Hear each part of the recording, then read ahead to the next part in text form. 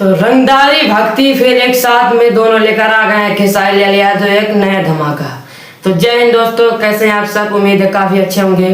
तो दोस्तों खेसारी लाल यादव फिर से एक नया धमाका लेकर आ रहे हैं, जिसमें रंगदारी और भक्ति का दोनों का स्वाद आपको मिलेगा। दोस्तों खेसारी लाल यादव के नए गाने का टीजर आ चुका है, जिस गाने का नाम है रंगदार रजवा। और दोस्तों इस गाने को लिखने वाले हैं कृष्णा बेदर्दी ने इस गाने को लिखा है, तो बेहतर ही होगा। और दोस्तों इसमें म्यूजिक दिए हैं कान्हा सिंह। और दोस्तों गाने को गाए हैं खेसारी लाल यादव और शिल्पी राज। और दोस्तों वीडियो गाने में नजर आ रहे हैं खेसारी लाल यादव और प्रिया रघुवंशी। तो दोस्तों गाना बहुत ही लाजवाब है। इसका टीजर आ चुका है IVY भोजपुरी के YouTube चैनल पे। अगर आपने नहीं देखा तो जाइए टीजर देखिए।